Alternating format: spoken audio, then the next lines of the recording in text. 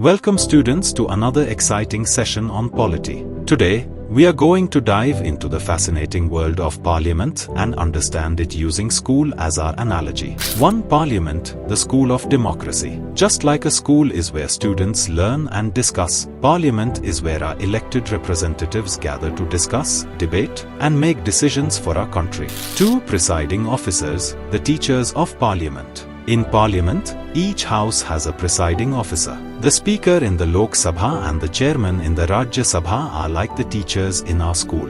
They ensure everyone follows the rules, like maintaining discipline in a class. 3. President, the principal of Parliament. The President of India is like the principal of our school. They oversee everything and ensure that Parliament functions smoothly and in accordance with the Constitution. Let's delve into the specific roles of the President in Parliament. Summoning. The President has the power to summon each House of Parliament to meet. This is like the principal announcing when the new term or special assemblies will start. The President decides when Parliament will meet and calls all members to gather for a new session. Prorogation. Prorogation is the process of ending a session of Parliament. The President has the authority to prorogue either House of Parliament. The presiding officer declares the House adjournment sine when the business of a session is completed. Within the next few days, the President issues a notification for prorogation of the session. Think of it as the last day of school before summer vacation. The classes are over, and your teacher informs you that today is the last day of school, but he did not give any specific date as to when the school will open. This task of telling a specific date as to when the school will reopen is of principal of the school. And principal tells this to all the students in assembly. Same thing happened with prorogation. Prorogation takes place after adjournment sine.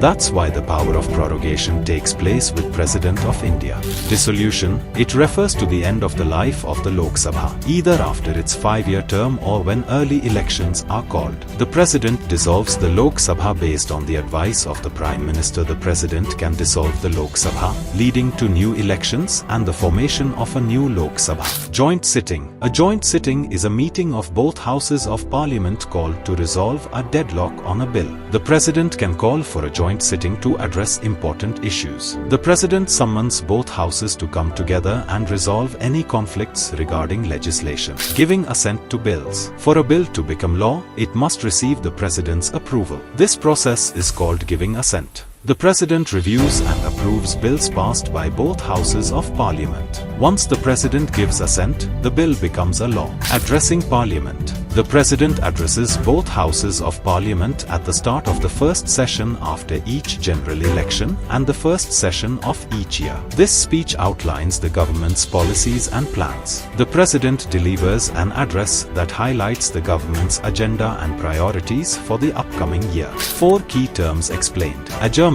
In Parliament, an adjournment means taking a break or a pause in the proceedings for a short period. Adjournment is done by presiding officer of the houses, that is by speaker in the Lok Sabha and by chairman in the Rajya Sabha. Imagine your class is having a lesson and the teacher announces a short break so everyone can relax, stretch and grab a snack before resuming the lesson. The class isn't over, it's just paused. Adjournment sine.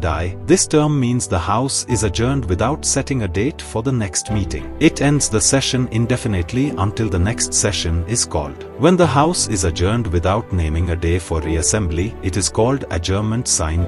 The power of doing this also lies with the presiding officer of the house. Think of it as the last day of school before summer vacation. The classes are over and your teacher informs you that today is the last day of school, but he did not give any specific date as to when the school will open. Whip. In Parliament, a whip is an official of a political party whose task is to ensure party members attend and vote according to the party line. The office of the whip is neither mentioned in the rule of the House nor in a parliamentary statute. It is based on the conventions of the parliamentary government. Think of the whip as the class monitor. The class monitor makes sure all students are present in class, follow the rules, and participate in activities as instructed by the teacher. Quorum. Imagine you are in a classroom. For the class to officially start and for any decisions or activities to count, there needs to be a minimum number of students present. Let's say, out of a class of 40 students, at least 10 students need to be there for the teacher to start the lesson. This minimum number of students is like the quorum. Similarly, in Parliament, for any meeting to be valid, a certain minimum number of members must be present. This minimum number of members required to be present in the House before it can transact any business is called the quorum. It is 1/10 of the total number of members in each House, including the presiding officer. Without a quorum, Parliament cannot conduct its business, just like a class can't officially start without enough students. The idea behind quorum is to make sure that important decisions aren't made by just a few people. It ensures that there is enough participation from members, just like in a classroom where the teacher wants enough students to participate in the lesson. Just like understanding school rules helps us navigate our academic journey, knowing about Parliament empowers us to understand our democracy better. Subscribe to our channel for more exciting videos on polity and other UPSC topics.